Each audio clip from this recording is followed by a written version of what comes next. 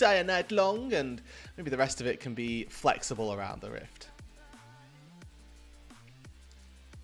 Wow, an early Trundle ban. I think that's the first time Sejuani. I think that's pretty much what the case is going to be. There's no other way that you would ban a Trundle early, too. Right. This is because they're playing against Monki. Monki was the person who popularized this.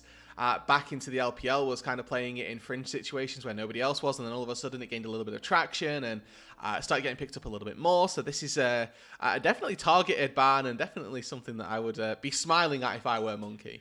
Yeah, I mean, like, in the past, normally you would wait to see a tank jungler or, like, a large tank option picked before going for Trundle, but you're right. Monki has said, you know what? In a land of Xin Zhao, Vi, Pantheon, I'm just landing Trundle, baby, and there's no other jungler that can beat me in the current landscape. But we accelerate through the first 3 picks. Azir locked in for Creme, Cube, Varus, and Rumble taken for WE in their opening rotation. Yeah, and I mean, this sort of fits. You expect to see a Gwen come through as a response to this Rumble here, but there's a definite world where we do go something a little bit off the wall and something to try and handle this Rumble. I mean, Sion, for example, still left open. Seems to be more of a Game 2 pick, but that hyper tank in the front line, certainly something that we may expect to see from Cube, or answered rather to Cube. I do like this pickup of the Jhin. I love taking poke and range when I have the pairing of an Azir. The duo of having set up an artillery from your AD carry when you've got the raw DPS that an Azir provides is a match made in heaven. It's why I like the Varus takeaway. It's equally why I like JackeyLove picking up this Jhin. Recalling back to the Split 1 playoffs when he snipes Rookie with a 4th shot between 2 of his own teammates. This is a pick that JackeyLove can perform on, and we need to see that in Game 1 again.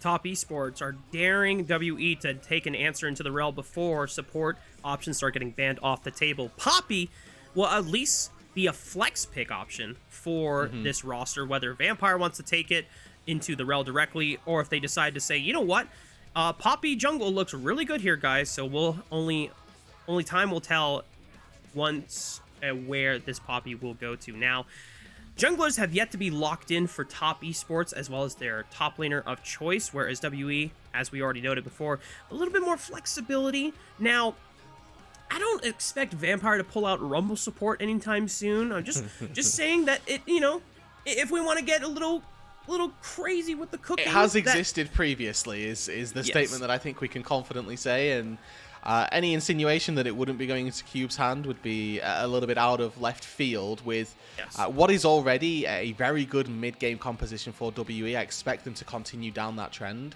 They need themselves a relatively proactive jungler. Poppy can be that, but maybe a Nautilus to go in tandem with this could work out well. You can see Top Esports actually fluctuating their bans and saying that this Poppy might be quite likely to go into the support role, and that they want to get Monki off of something that is more facilitatory, more engage focused. Remember, Top Esports still need their jungler as well, so banning away too many of them does pinch their own pool. Things like the Xin Zhao still available if that wants to get picked up. The Pantheon as well, still an answer if either of these 2 junglers wish to take it.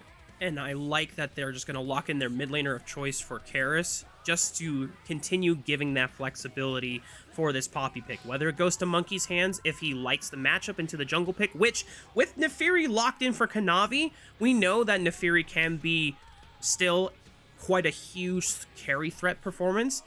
I have said it with Cubby since day 1 of the Naafiri craze that happened almost, you know, a month, 2 months ago.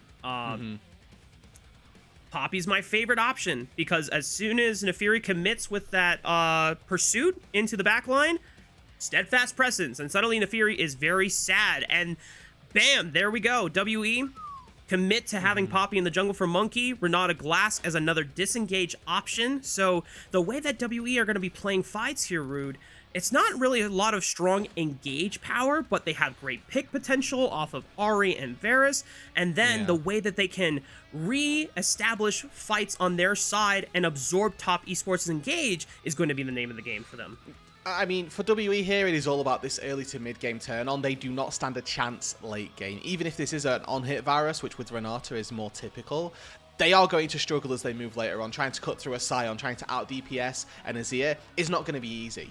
For top esports, it's about delaying the game. It's about making sure that they can get to that 30-35 minute marker, hit 3 items, and dish out the damage. Getting a chance to see both coaches exchange fist bumps. And a final look at both of the compositions for Game 1 between Top Esports and Team WE. A reminder to everyone that this is the lower bracket for the playoffs of our second split. If you lose here, your road is over. No chance for MSI as there's only 2 spots available. You have to make the run through the lower bracket, which, to be fair, Top Esports very familiar with, and how they were able to snag their first title in quite a long time in Split 1 just a few months ago. But Team WE has been a squad that not many of us here on the broadcast, not many in the community were expecting to have such a massive glow up. And we kept doubting them over and over and over again. And yet here they are, standing against the first seed in the LPL. Ladies and gentlemen, it is Team WE taking on Top Esports, Game 1. Let's go.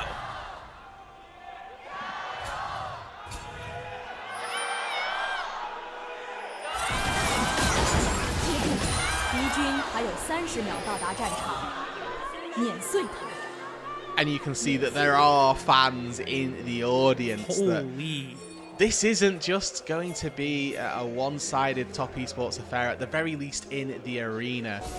And the WE themselves, they've got a fair shake of supporters themselves. I want to call out how the early game needs to go for WE, because they got counter pick in mid lane and in support roles. So they knew that they were playing against the Rel. They took the Renato into it. They knew that they were playing against Azir. They took the Ahri into it. They need to find these early kills now.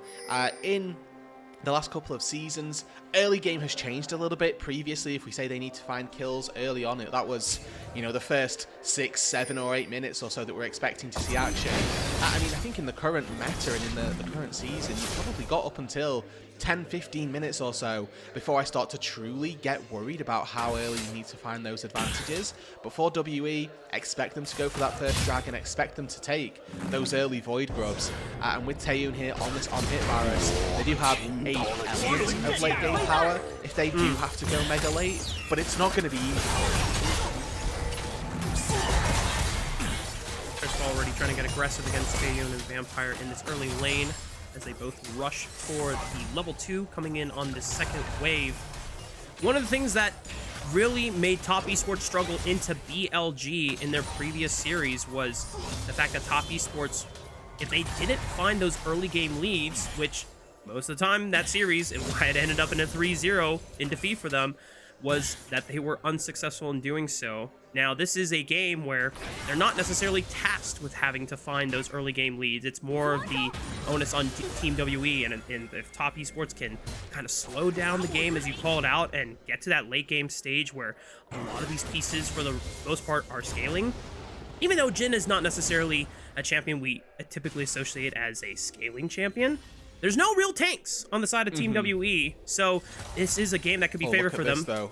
Early from Monki. Flash from Monki, trading it for JackeyLove. Oh, Chris tries to absorb the engage, and he takes the handshake to the face, but a flash from Taeyoon for another auto attack, maybe one more piercing arrow. The Halo Blade. Oh, it's not enough. JackeyLove survives the first gank from Monki.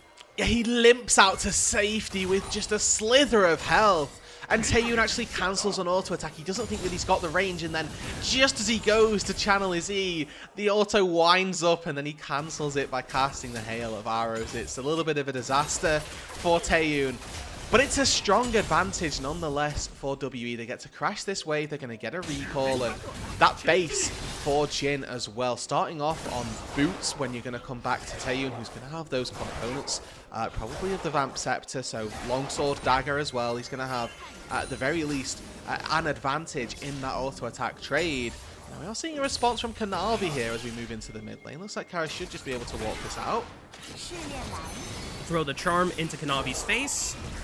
Second Darkened Dagger will find its mark.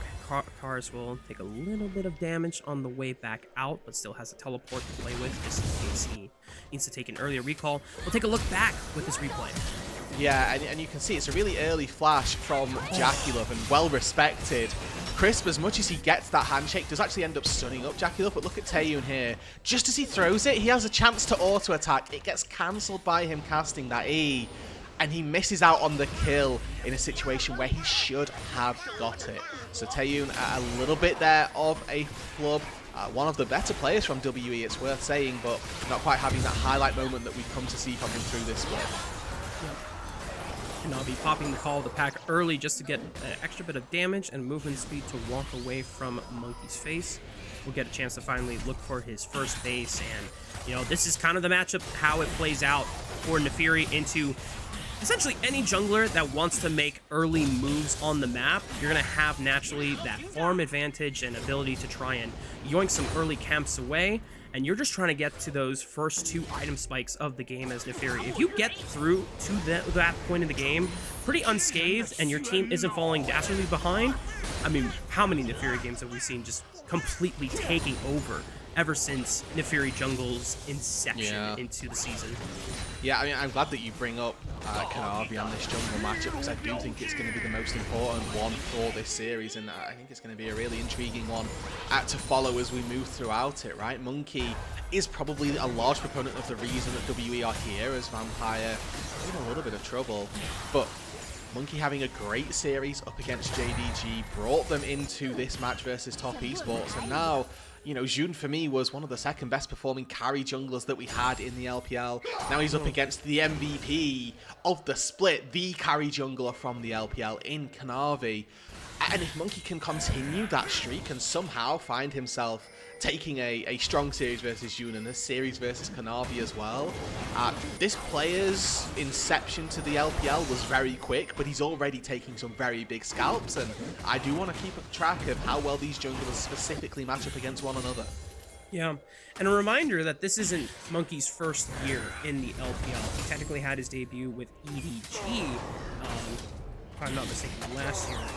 But Monki has proven to be one of the saving graces for this roster ever since he was brought onto it halfway through Split 1. I still remember the Viego game that he had that, you know, despite it was the one win that they got and it's still an overall series loss, it was enough for Team WE to say, yeah, that's our guy. That's our guy going into Split 2. And between him and Taeyoon doing a lot of the heavy lifting, and eventually Vampire being able to step up his own performance as well, they have remained a strong 3-man core that has continuously brought WE wins that otherwise had no business winning.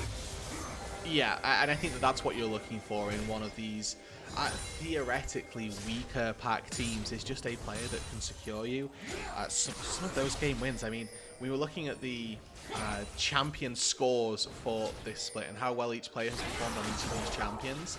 As we see, Kanavi finding a little opportunity to invade with the priority from top lane. But the real big one for me was actually Cube on the win rate. He's got an 8-3 scoreline on Rumble through this split, and WE in this season, they had a game score themselves of 19-24. So almost half of those games that WE won were with Cube on Rumble. So this is a really important pick for not just Cube, but for WE as a whole, in how they can also find success. There are plenty of tools for them to get things going, and so far they're on the right track. I talked about their early game needing to be strong.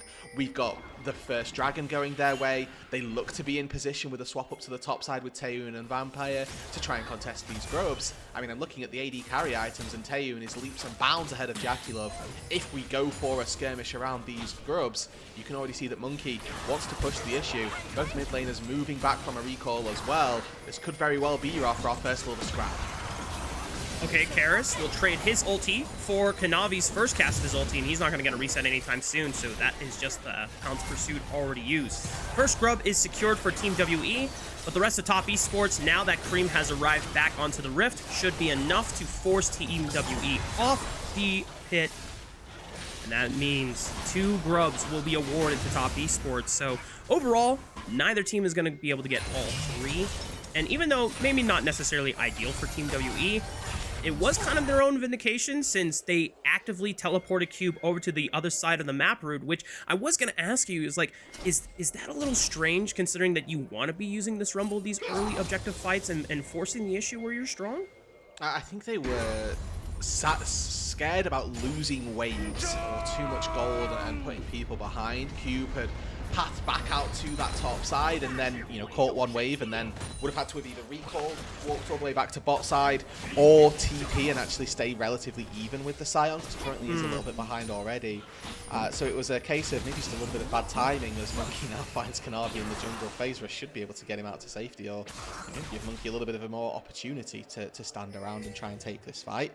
But you make a good point there, Raafaa, that if they wanted to try and take the fight, Equalizer could have very easily done the job. But I do want to point out that for Karis, he's actually feeling a little worse for wearing this mid lane, and you know, for a player like Creme who had a shaky series versus Knight and versus BLG, this is a good game one already for him to start that redemption story. Had a bit of a shaky series just last weekend, but has already started redeeming himself in this series. There was a mid lane play, or the play around the grubs, excuse me, was definitely very favourable for him. Now Vampire looking for JackeyLove. Has both cleanse and flash, just in case things got really hairy. Oh, Taeyoon might be in trouble. He's forced to pop the cleanse early, and now the curtain call is going to try to slow him down. Vampire taking up as many bullets as he can.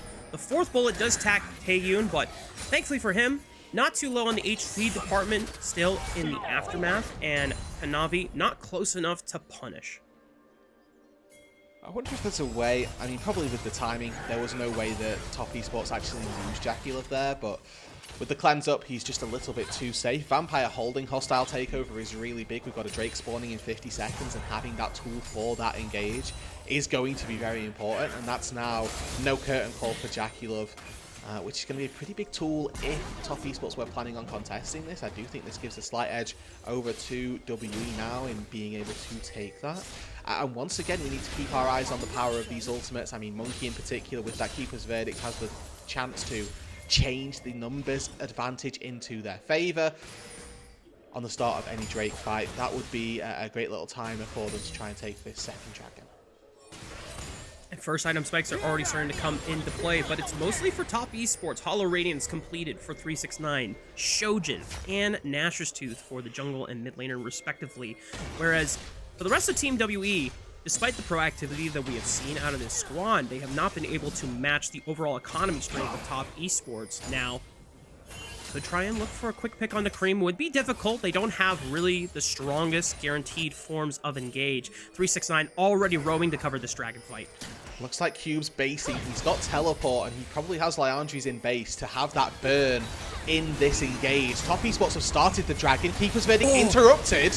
Yep, and here comes 369 looking for the backline. Knocks up Vampire, but it's first blood going over to Taeyoon. And here comes the Equalizers. Cube now joins the fight. Who's going to get the dragon? Kanavi still secures it. Monki in the backline trying to do what he can to buy time. He will fall, and the rest of the Top Esports now on the run. Cube flashing forward, turns up the flame spitter, and it starts to burn down members. JackeyLove will hold his ground, fires a fourth bullet, but still on the run. Karis, charm flash, instant cleanse by JackeyLove. He makes it out, but the piercing arrow finds its mark. JackeyLove falls to the ground, and Kanavi will try to battle this one out. Taeyoon not going to be able to survive this one, as the dogs are out today. 3-0-1 for Kanavi. And in the first skirmish, it's Top Esports that just barely come out on top. They find the dragon, and they find a triple kill for their MVP jungler. A big skirmish, and in a series that Top Esports needed to come out strong in, the first fight really goes their way. It starts with Chris getting CC chained and pretty much out the fight before he can do anything. But a really big Emperor's Divide by Creme just gives enough space and creates that distance between himself and the backline to be able to cut through those carries. And then there's a re-engage. The 3 versus 3 on the back of this. 369 has gone down, but he barrels Cube down to just within an inch of his life. And then 2 really cool interactions. JackeyLove with an instant cleanse out, but Taeyoon's flash gets him out to safety. Now, Kanavi has 3 stacks of blight, but he invulnerables the E, so Taeyoon can't get a reset on his Q, meaning that Taeyoon doesn't win this 1v1 afterwards. Kanavi comes out on top, finds just that slither of an advantage, and now from being 0-0-0 going into that play, is 3-0-1. The MVP of this split has the tools to carry this game. And listen, Rood, this regular season, I know Kanavi has picked up a lot of player of the games, but I have, looked at some of those series where Top Esports really lived and died by Kanavi, and his ability to be consistently proactive. I had a lot of questions going into this series, but right now, off to a great start on this Nefiri. He and 369 are going to instantly jump onto an unsuspecting Cube who was just a little too overextended for his welcome. Yeah, went one wave too far and maybe just taking the path through try up to the river. Not too sure how he ended up there, but he does end up dead for it. And it's these kind of mid-game woes from WE which have led them into having some difficult series and difficult games in the past. Now Jackie in trouble. Karis waiting, patient. This time finds the charm. There's no flash, there's no cleanse to avoid certain death this time for JackeyLove. And this push, single pick, gives WE a lot of damage onto this tier 1 turret in the mid lane. I'm not sure if it's going to be enough to get the turret outright as 369 teleports in to absorb it. Two-man knockup with the unstoppable onslaught. Chris falls up with the Magnet Storm right onto 3 members, and Kanavi can just knock them out one after another. But Monki with the Keeper's Verdict will at least save the remaining member of that 3-man squad. But Top Esports still barreling ahead with the advantage. Yeah, a little bit of a miscommunication from WE there ends up costing them big time. And for what we talked about in the draft here, Raafaa, I'm really worried for WE now. Their composition was the one that needed to get off to the races early on, but we're 15 minutes into the game and they're 2,000 gold behind. This Azir is ahead. This Nefiri is 2,000 gold up over its counterpart. And in this matchup of those junglers, the MVP versus the up-and-comer, it is the MVP currently who's standing out, standing up and making that name for himself. And when we look at this season for Kanavi in particular, you know, one of the things that made the community of LPL excited in the first place is that Kanavi has had a history of being one of the best junglers, not just in the LPL, but in the world. But, you know, recent past couple of years, Kanavi slightly underperforming based on, you know, probably his peak year in 2023 with that JDG roster that almost completed the Golden Road before eventually falling to T1 in the semifinals of that World Championship. Kanavi has had to answer for a lot of those questions, and right now he is on a great start to this series. 5-0-2 on the Nefiri will help Creme get another kill for Top Esports. And that's the second time in as many sequences that Cube has been caught out. One of the reservations that this WE roster had coming into the year was Cube. We saw on the graphic at the start that he had a 16th place finish just last year, and you know, just shades of that performance and the reason that Cube was a bit of a risky pickup for them starting to come through in this game number 1. The second time he's been caught out on the Rumble in a side lane without really any good excuse. Still just 17 minutes into the game. 2 dragons have been taken. The 3rd dragon just spawning now. I'm going to echo your concerns and sentiments for WE right now. I mean, the fact that 369 has so far scaled on this Scion relatively unoppressed by Cube's Rumble is not a good sign, and he can match into the Ahri or Rumble effectively now with the amount of HP he has, the amount of MR that he has. Top Esports dropping this Rift Herald just to guarantee priority for the dragon. And they should just be able to take both this charge into the mid lane, that dragon, and I mean, for WE here, I genuinely am worried about how they ever try and claw their way back into this game because they are behind, and 369 is a mammoth in that front line. You can see there's no real way of them trying to get into this Drake. They have to concede it, and they're not going to be able to trade a tier 1 in the mid lane for it. They've already taken it down. They might be able to get tier 1 top side, but that's also going to be traded for the tier 1 in the mid lane. So overall, or in the bot lane, so overall, this is still Top Esports coming out on top, and we're still at that phase in the game where really WE should be looking to find these advantages, but they're just going to find it so difficult at this point that the comeback for them is pretty darn impossible, and it definitely feels like it's going to need to be some miracle performances with a massive hostile takeover, with a massive Keeper's Verdict that could potentially keep them in. Holy, Kanavi just sending the Hound's Pursuit and pressing a flash out of Vampires were not a glass there. This goes to show how dire straits WE are at this point, since Kanavi has 2 items for himself this early on, just because the amount of kills, the amount of gold he's been able to acquire for himself so far. Nearly 2,000 ahead of Monkey's Poppy. Now Kanavi might be in trouble, still has the call of the pack. Keeper's Verdict completely dodged. Easy peasy, lemon squeezy for the Nefiri. Yeah, really good timing from Kanavi there as Monki now walks into a fully charged detonating smash, and also Kanavi is around. No Hound's Pursuit still for quite some time. However, the CC chain from 369 might be enough. Equalizer will try to turn the fight around. Monki trying to play around with his health bar. Kanavi just jumps over to the left side of the wall, and now 369 might be in trouble. Forced to flash. Chain of Corruptions tags him, and nice snipe from Taeyoon over the wall. Lovely from Taeyoon. This is the reason we've been excited for this AD carry. WE have largely been relying on him through the regular season as that carry, and you get to see a little bit of a glimpse of why. A Chain of Corruption over the wall, max range between that and the piercing arrow, just barely able to take out the Scion. And we talked about the tanky nature of this top laner. Well, we have Leandri's on Rumble, we've got full tank shred coming through for Taeyoon. There is a world where, given enough time, and if 369 extends a little bit too far forward, he may well fall. It looks good for top to start this off, but 369 not having that unstoppable onslaught really punishes him here. Would have liked to see him just channel that he can get a better CC chain, and Monki really heads up play, tosses his buckler at a plant so he gets the immediate shield and gets himself that little bit of HP which keeps himself alive.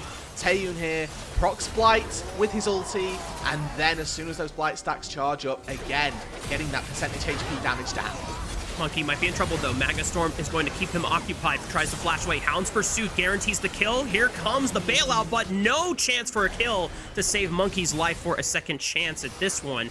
Dragon still a couple of minutes away before it could be claimed. So yeah, that is the objective that Top Esports will be rewarded for. And 2 items on Creme as well, a player who's been largely quiet through this game, but is up 1,300 gold over his counterpart, is becoming a massive threat in this game.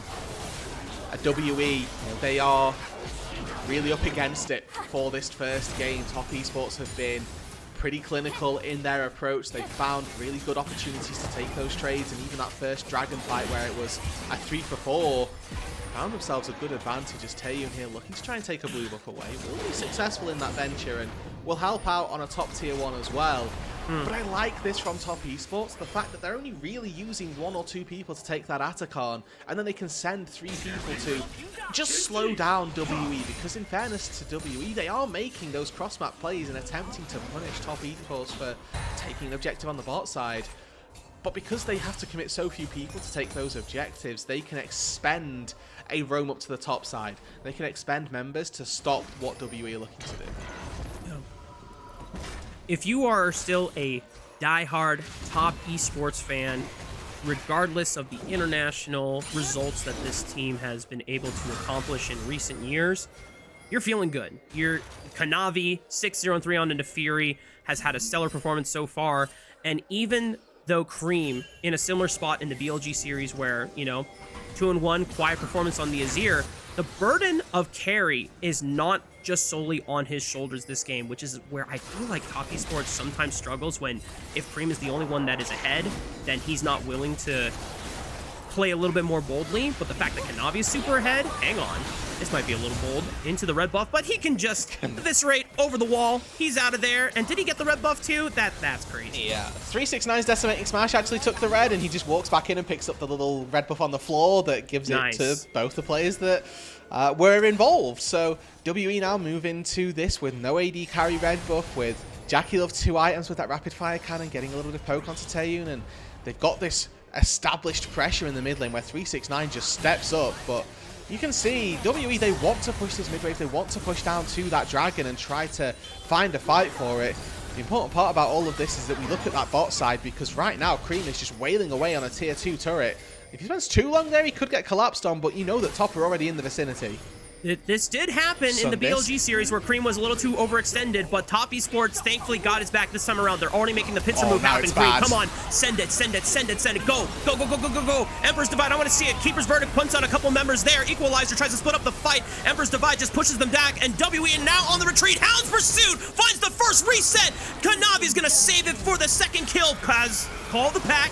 gonna look for extra bit of damage, and that's the triple kill for Kanavi. The rest of top esports being able to follow up on their junglers, give him the quadra kill as Kanavi is gonna E forward, looking for one more darkened dagger. The flash forward, unofficial quadra for Kanavi's Neferi, and an ace for top esports. You do not give this man carries if you can help it, and it's Kanavi with a 10-0 performance in the start of game number 1 that is rocketing top esports to a victory. They haven't even taken the tier 1 turret yet in that mid lane, but this game is already signed, sealed, and delivered. They've got the scaling of the Azir, the scaling that this Sion provides, and they've got a 10-kill assassin in the jungle to go blow for blow with it. The second WE don't commit to this play onto Creme, they sign their own death warrant. You can see that top esports actually play around the hostile takeover very well. They're cautious of funneling in to this narrow choke point. 369 goes unstoppable through it. Kanavi just takes a path under the sun disc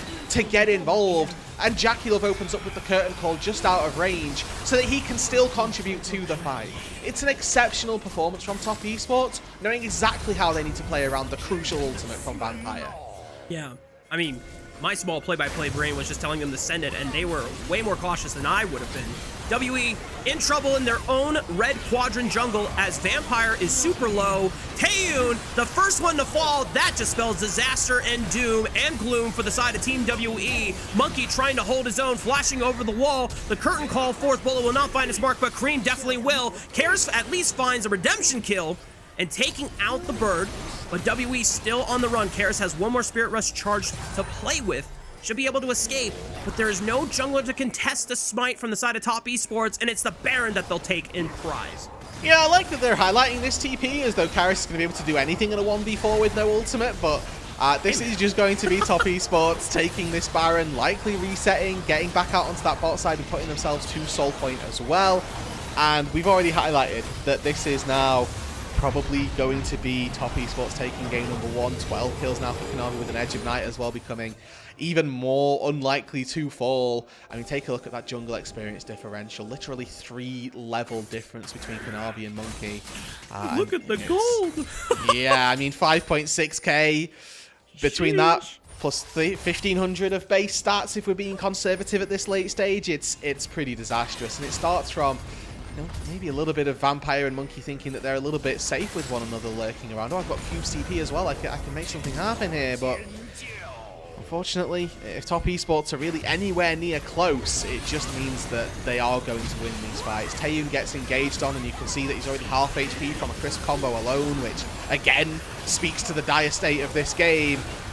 And yeah, they'll take down Creme, but really the large-scale implications are that they just have no chance. And even on live, Vampires just died to JackeyLove, so... Yeah. Yeah. 10,000 gold advantage for top esports. Can we get a... Oh! Alright. If Kanavi pops off one more time before the end of the game, I'll send it a little bit more once again. Kanavi already getting bold with it, dashing over the wall. Threatening WE. He is daring them to step up to defend their own structures, and Kanavi's like, yeah, I'm just built different. I am Timothy Chalamet. He's got 4 items. We already talked about nearly a 6,000 gold advantage individually for Kanavi. I mean, WE, I don't know if they have any chance in killing this dog unless Kanavi is completely blundering it. Karis trying to fish with the Spirit Rush and the Charm already. Okay, Chris goes down. 369 is going to send it with the Unstoppable Onslaught. Maybe it was just a worthy death for the cause of the fight. And here comes Kanavi. First reset, baby. Hound's Pursuit into the fountain will be his first death. Not even close. Oh, Kanavi is going crazy on the Neferi. 14-0-6. That's the performance you want to see from your regular season MVP. Top esports take game 1. Back to business as usual. A shock entry to the lower bracket here for top esports, and they start the series as they should mean to go on. 1-0, 14,000 gold lead come the end of the game. Off the back of that man on your screen, Kanavi, with a Goliath performance on the Neferi. A massive standout from him. And already sort of saying to Monki, you're going to have a harder time up against me than you did June. You know, Alec just brought up a good point. I had a neighbor who was complaining about my dog getting out in the middle of the night and waking up the neighborhood. And I'm like, hey, you know what? I'm so sorry. I'm going to make sure Choco's not doing that. He's been asleep this entire time. Meanwhile, my ass is howling for this Neferi performance. But you know what? I'm willing to risk it for the biscuit. Get the celebrations where it is due. Kanavi, standout performance. And quite honestly, Rude, it has to happen. You know, if top esports are in the lower bracket, they have no excuses to be letting up the type of performances that we expect them to naturally have. And I think as well, it is important to say that top esports underperformed versus BLG, but also BLG looked absolutely incredible. Like there was a mixture of both. And a series score for me that is anything other than 3-0 to top esports suggests that they've still got shades of those problems from that series. They need to slam WE, and I need 2 more games of that to reinstill the confidence in me that top esports can be a team that can challenge BLG. Because looking at the series from earlier on in the week, it's just not possible. And now we look at this series versus WE, it needs to reset some of those expectations and set them high. There are still many fans in the LPL community that are not ride or die top esports fans for a reason, because so many times top esports have achieved great heights and then disappointed when it mattered most. You look at the first stand tournament, that left a sour taste and kind of reaffirming people who have doubted top esports in the past, saying, man, even when they're able to pick up their first LPL title in such a long, drought of titleless splits, they still cannot perform when it matters most on the international stage. These are the performances that top esports need to consistently have if they want to make a run through the lower bracket and deservingly so get themselves back to MSI for a shot at redemption on the international stage. Yeah, absolutely. I mean, they do need to redeem themselves internationally as well. Let's not pretend that First Stand wasn't a really big disappointment for the LPL. And I think that with top esports having maybe that a little bit in their minds as well, that can also be a bit of a kicker to think, well, we need to go back to international because we need to show that we're better than we showed last time. And I mean, we get to see some of the highlights. This is the first fight of the game that goes exceptionally close, is that nail biter that really WE needed to win. I mean, from here, in hindsight, we can say it quite easily, but you always really have that feeling that from this fight onwards, given that it went to top esports, the game was always going to be very, very difficult. And it's really nice to see that the entire game was based on Kanavi, and even in this very first fight, that he is the reason why they come out on top. Yeah, I mean, already one of the questions kind of answered. Do we get to see carry Kanavi back in full form, And I would argue that in their BLG series, while it was overall disappointing from top esports, when you look at like the individual performances, I think Kanavi was probably the least offensive when it came to the BLG series. Unfortunately, he wasn't necessarily on big carry champions that could, take a game fully by the reins and control it from start to finish. This time around, he gets a Neferi performance, and once he is given the lead and Monki is not able to accelerate the game, thanks to JackeyLove and Chris surviving the first couple of, looks from WE, it's just the Kanavi show. Yeah, absolutely. I mean, this guy is our regular season MVP for a reason. It's kind of scary, the strength that this guy provides, and I do think that Kanavi in this game number 1 definitely illustrated some of those strengths. You can see him just sort of pouncing from kill to kill, knows exactly the limits of his champion, knows pretty much what it is that he needs to be doing at any given time, and is very frequently doing the exact right thing, even in the final fountain defense where he's just pouncing over the wall and just taking that space away from WE and just 1v1ing, nail biter really underneath Nexus turrets. He knows really what it is that he can get accomplished. I mean, when you've got a 7 level advantage on the support, they become butter, and Poppy, who may have built a little bit tankier as well, same sort of thing. 4 levels down, just gets melted even in the fountain. Yeah, and while we know for a certainty that it's going to be a Kanavi player of the game for this game 1, while we still have time before we get to that confirmation, still a couple other questions I want answered in this series. Obviously, if Kanavi just carries every single one, that's cool, but I want to see Creme be put to the test where he's in a state where Kanavi is not being the primary carry for this particular situation, and he is the one that has to step up and be more bold with his own advantages. As you know, that I think that was the thing that was really lacking in their series against BLG, when he had the opportunity to save Top Esports and he couldn't. So because if Top Esports want to redeem themselves domestically and internationally, it can't just be a one-man show, you know? Creme's got to step it up too. But we got the confirmation there, Rude. Kanavi, player of the game, as expected. Big performance, 14-0-6 on the Neferi. And before we close out our Game 1 and get ready for Game 2, we want to remind everyone at home that we're extremely grateful to our Coffee and YouTube subscribers who help level up the show.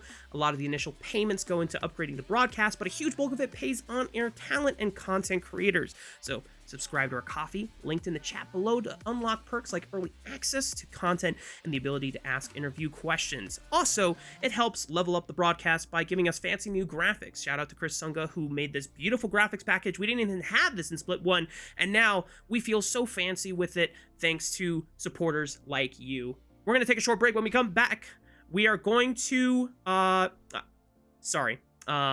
producer is telling me that we technically had this by, I think, playoff Split 1. But you know what?